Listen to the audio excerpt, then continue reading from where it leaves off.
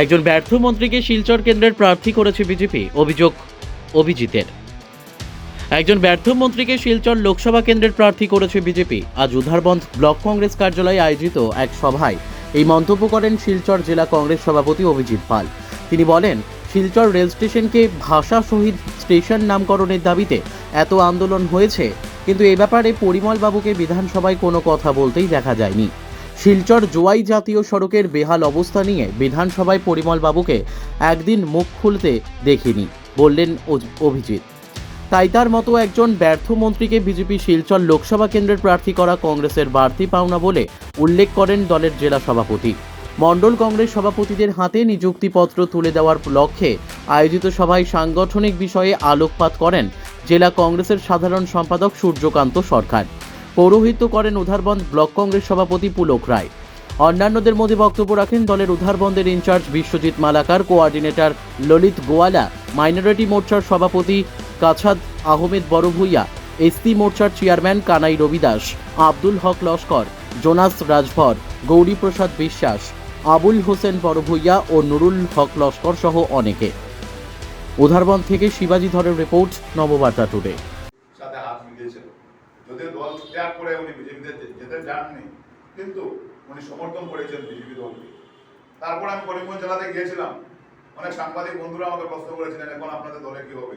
আমি যে আমাদের দলে খুব ভালো হয়েছে, এই ধরনের বিভীষণ যদি নির্বাচনের সময় থাকতো আমাদের দলের অনেক ক্ষতি হতো। আমরা অচিন শত্রু থেকে চিহ্নিত শত্রু আমাদের কাছে অনেক ভালো। আমরা যুদ্ধ করতে, আপনি সিআরপিতে চাকরি করে আসছেন, আপনি যদি জানেন যে ও পাকিস্তানি, তো ওর সঙ্গে যুদ্ধ করাটা আপনার অনেক সুবিধা হবে। কিন্তু যদি আপনার দলের ভিতরে, আপনার যদি সংগঠনের ভিতরে যদি কেউ থাকে, সেটা আপনাদের অনেক কঠিন হবে, আমরা বাছাই করতে অনেক কঠিন হবে। এই ধরনের বিভীষণ যদি দল থেকে আরো চলে যায়, দল আরো মজবুত হবে। আজকে বিজেপি দল বলেছিল যে একটা সময় কংগ্রেস মুক্ত হবে ভারতবর্ষ, কিন্তু দিনে দিনে কি হচ্ছে, আজকে বিজেপি মুক্ত ভারতবর্ষ, ভারতবর্ষ হতে যাচ্ছে। আজকে যদি আমরা আসামে দেখি, আসামে ওনারা বুকে হাত দিয়ে বলতে পারবেন না যে কত পার্সেন্ট বিজেপির লোক আজকে ক্ষমতায় আছে। দেখা যায় যে কংগ্রেসের দল আজকে, কংগ্রেসের বি টিম হয়ে আরেকটা দল ক্ষমতায় আছে। আজকে যতটা আসামের মুখ্যমন্ত্রী থেকে শুরু করে আসামের মন্ত্রীদের মধ্যে 90% মন্ত্রী হচ্ছে কংগ্রেস দলে। দিনে দিনে কি হচ্ছে, যারা আজকে সত্যিকার অর্থে 60 বছর বিজেপিকে ক্ষমতায় আনার জন্য যারা লড়াই করেছিলেন, যারা আজকে তৃণমূল স্তরে কাজ করেছিলেন, আজকে ওনাদের কোনো দাম নেই। আজকে ওনাদের দলে ওনাদের কোনো দাম নেই। আজকে ওনাদের চেষ্টা চলছে, কিন্তু আমরা পরিমল বাবুকে কোনোদিন মুখ করতে আমরা দেখিনি। আমরা যখন শিলচর শহীদ স্টেশনের নাম বারাক শহীদ স্টেশন করার জন্য এত আন্দোলন হয়েছে, সেটা বাঙালিদের একটা সেন্টিমেন্ট যে আজকে 1961 সালে এখানে 11 জন শহীদ হয়েছিলেন।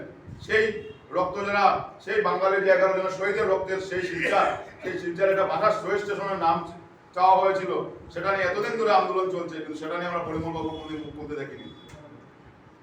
আমরা যে শিলচর থেকে, যে শিলচরের পার্শ্ববর্তী আমাদের 4টা রাজ্য আছে, আমরা শিলচর থেকে আজকে কোনো কিছু কাজ করলে আমরা গুয়াহাটি যেতে হয়, আমরা রোগীদেরকে নিয়ে গুয়াহাটি যেতে হয়, আমরা কোনো অফিসিয়াল কাজে গুয়াহাটি যেতে হয়, কিন্তু আমাদের গুয়াহাটির যে রাস্তা, সেই রাস্তাটা আমরা বলতে পারি না কত ঘন্টায় গিয়ে গুয়াহাটি পৌঁছবো। আমরা যে এই যে শিলং জোয়াই বদরপুর যে শিলচর জাতীয় সড়ক, সেই জাতীয় সড়কের যে অবস্থা, তার মধ্যে সিন্ডিকেটের জন্য ঘন্টার পর ঘন্টা এখানে রাস্তা বন্ধ হয়ে থাকে।